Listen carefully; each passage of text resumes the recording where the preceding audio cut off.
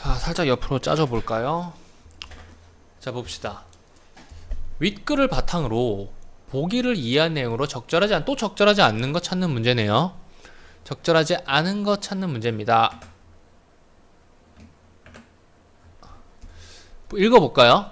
A국은 환경을 심각하게 파괴하는 물질을 제품 생산의 원료로 사용하지 못하도록 법으로 규제하고 있대요.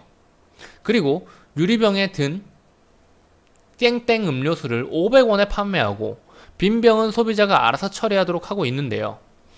B국은 쓰레기 수거료를 1kg마다 1,000원을 부과하고 있는데 쓰레기를 불법 배출하는 사람들이 늘어나고 있대요. 왜일까요?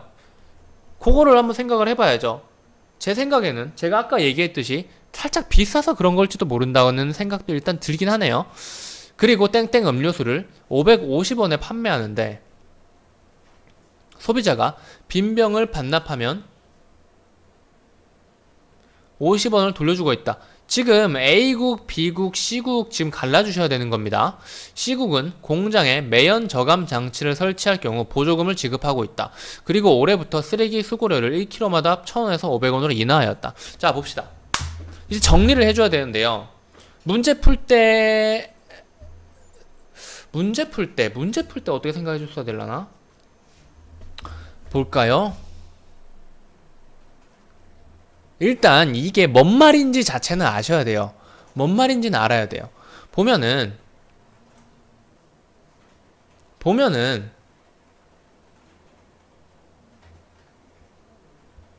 A국은 있잖아요.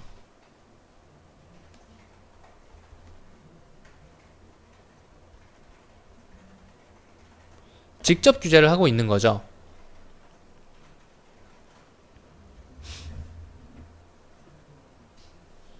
A국은 직접 규제를 하고 있는 거예요. 그리고 B국 그리고 C국인데요. B국은 C국은 이렇게 정하고 나서 문제 들어가는 거 시간 좀 오래 걸리잖아요. 그럼 A국에 대해서 딱 섰으니까 A국부터 일단 볼까요? A국은 직접 규제를 하는 곳이고요. 그리고 딱히 간접 규제를 한다는 말은 없죠. 빈병 니네 알아서 해 라고 하고 있죠. 그런데 빈병이라는 단어가 우리가 지문에서 봤던 내용 중에서 뭐가 빈병이랑 가장 연관성이 높을까요?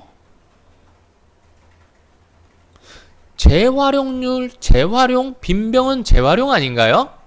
그런데 예치금 제도와 재활용이 연관이 있고 직접 규제는 그냥 맨 앞에 간단하게 언급만 하고 넘어갔고 간접 규제와는 구분을 지어놨어요. 그러면은 직접 규제 안에는 예치금 제도나 재활용에 대한 언급이 이 지문에서는 존재하지 않는다는 얘기고요. 그쵸? 그렇다면 유리병 반납 여부가 바로 재활용과 관련이 된 것일 테니까 이 정부는 유리병 반납 여부, 예치금 제도와 관련이 없는 놈일 겁니다.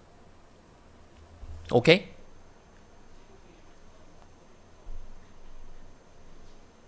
그렇게 생각이 잘 이어졌나요?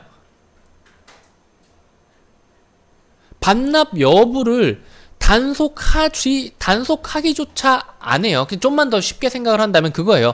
반납 여부를 단속한다는 말 자체가 없어요. 소비자가 니들이 알아서 처리해 라고 정해준 거예요. 니들이 반납하든 말든 그걸 단속을 안 한다는 거예요. 좀 더 쉽게 생각하면 그거고요. 지문의 근거를 대서 생각을 하자면은 재활용과 관련되어 있는 거는 간접 규제 중 예치금 제도인데 A국은 직접 규제를 하고 있기 때문에 재활용과는 관련이 없는 놈이다 라고 생각하시면 되는 겁니다.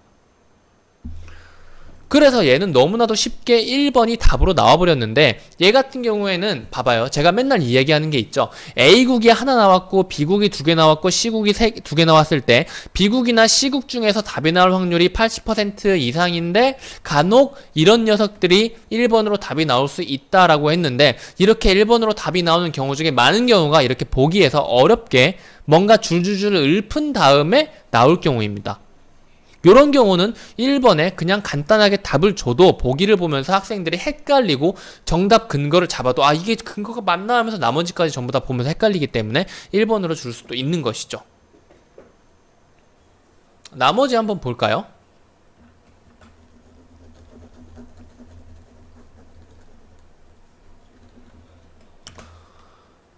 B국은 뭘까요? 쓰레기 수거료 그리고 불법 배출.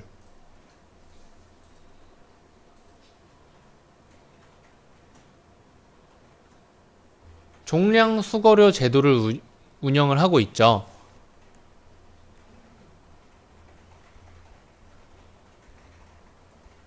종량 수거료 제도를 운영을 하고 있는데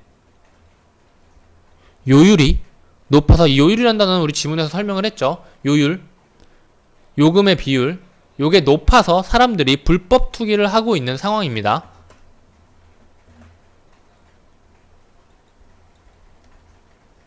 그대로 지문에 여기에 나와 있어요. 불법 투기를 하고 있는 상황이고, 그리고 빈병을 반납하면은 예치금 제도로서 제품을 550원에 구매할 때 구매자로 하여금 550원 중 50원을 예치하게 함으로써 이 빈병을 반환할 때 예치했던 금액 50원을 돌려주는 경우를 말합니다. 예치금 요율이 너무 낮다고 생각된다면 사람들은 반납하지 않게 될 문제가 생길 수 있겠죠.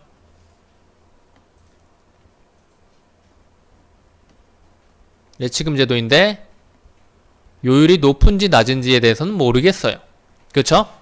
볼까요? B국이 현재보다 쓰레기 수거료 요율을 올린다면 쓰레기의 불법 배출이 더 늘어날 가능성이 높아지겠군. 지금도 불법 배출하는 사람들이 늘어나고 있는데 더 높이면 어떻게 될까요? 더 많이 불법 배출하는 놈들이 늘어나겠죠. B국이 소비자 예치금을 음료의 판매 가격에 포함시키지 않았다면 땡땡 음료수의 가격은 A국인 500원에 똑같겠죠. 500원이랑 소비자 예치금 여기 지금 계산을 해봤죠. 예치금은 50원이니까요. 예치금은 돈 낼 때 내는 돈 중에 일부를 나중에 재활용품을 반환할 때 받는 돈을 예치금이라 그러니까 재활용품을 낼 때 받는 돈이 바로 예치금인 거예요. 간단하게 생각해서 재활용품 가격 50원, 이것은 내가 살 때 사실 비용에서 추가된 부분이죠. 예치금 50원을 빼면은 A국의 500원과 B국의 550원 마이너스 50원 500원 똑같겠죠. C국의 국민들은 쓰레기를 배출하는 양, C국으로 넘어갔네요. 얘네들 지웁시다.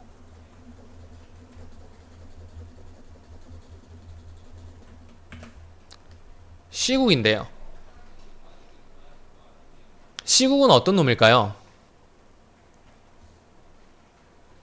보조금 제도네요. 그리고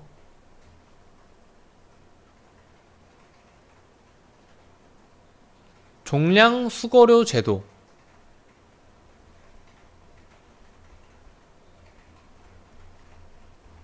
종량 수거료 제도를 요율을 낮췄죠.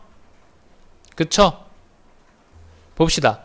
C국의 국민들은 쓰레기를 배출한 양에 따른 경제적 부담이 작년보다 줄어들겠죠. 요율이 낮아졌으니까요. C국은 저감시설 보조금을 통해 생산자가 환경오염을 감소를 위한 투자를 하도록 경제적 유인을 제공하는 것이겠죠.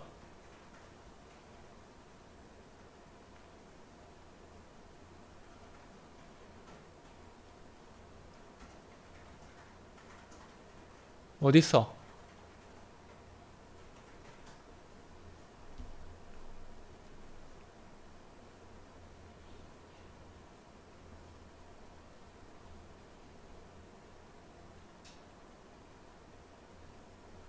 기업 등은 배출 상한 기준으로부터 특정 지점까지 배출량을 줄일 때 되는 저감 비용과 그들이 받을 수 있는 보조금을 비교하여 배출량을 조절하게 된다.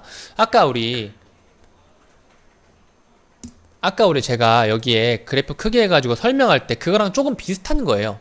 좀 이따가 이제 문제 풀면서 또 보게 될 텐데, 사실 이 저감시설 보조금 같은 경우에는 요 문제 다음에 나오는 그래프 문제를 보고 나서 이해할 수 있기 때문에 사실 이 선지 자체는 조금 더 앞서 나온 감이 좀 있죠.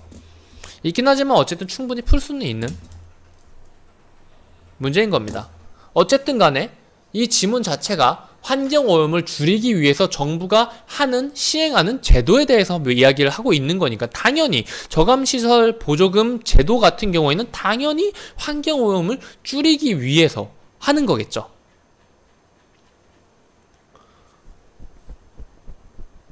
됐나요? 이제 나머지 두 개의 붙은 문제 풀어보면 되겠습니다. 이 문제는 일부러 좀 이야기를 길게 했네요.